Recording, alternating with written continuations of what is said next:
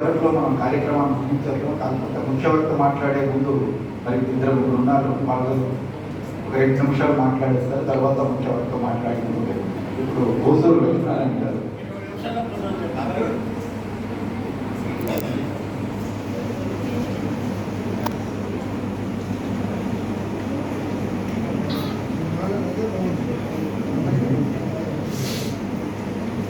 వేదిక అలంకరించినటువంటి ముఖ్య అతిథిగా విచ్చేసిన ఎమ్మెల్యే గారికి, ఇతర పెద్దలందరికీ నమస్కారం. అలాగే సభికులందరికీ నమస్కారం. విద్యార్థులకు ఆశీస్సులు. 12 సంవత్సరాల ప్రగతి గురించి మాట్లాడుకుంటున్నాం. ప్రముఖులందరూ అన్ని విషయాలు చెప్పారు. నేను చాలా తక్కువ క్లుప్తంగా మాట్లాడబోస్తాను. నరేంద్ర మోడీ గారు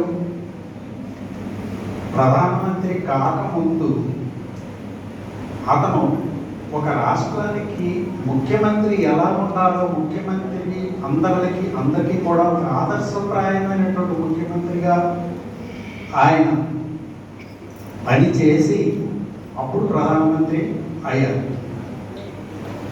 ప్రధానమంత్రిగా 2014 నుంచి వచ్చినప్పుడు అప్పుడు మనకు బాగా గుర్తుంటుంది, ఒక ఆర్థిక వ్యవస్థలో ఒక సంచలనం తీసుకొచ్చారు.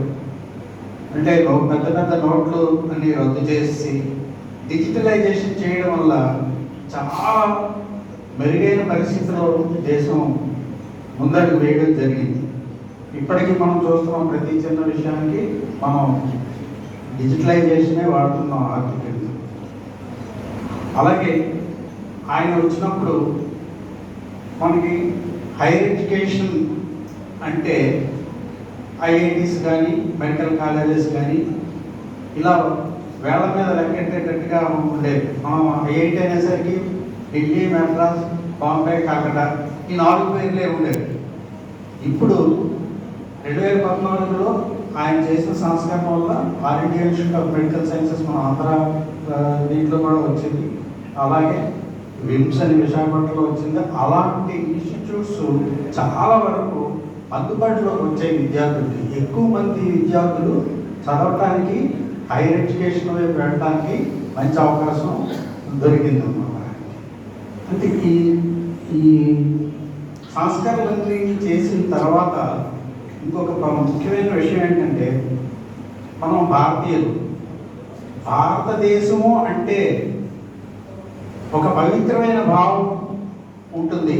అలాగే ఏ దేశంలో ఉంటే మనం అత్యంత సేఫ్గా ఉంటాము అన్నదానికి ప్రపంచం అన్నిటికంటే లెక్క చూస్తే భారతదేశంలో అంత సేఫ్టీ ఎక్కడా లేదు. అంత సేఫ్టీగా ఉంటున్నాం మనం.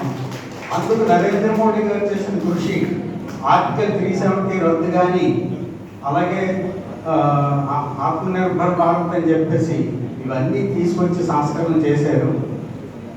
సో ఆ రకంగా మనం ప్రధానమంత్రి గారికి మనం కృతజ్ఞతలై ఉండాలని ఆశిస్తూ నాకు ఈ అవకాశం ఇచ్చినటువంటి వారికి నమస్కారం.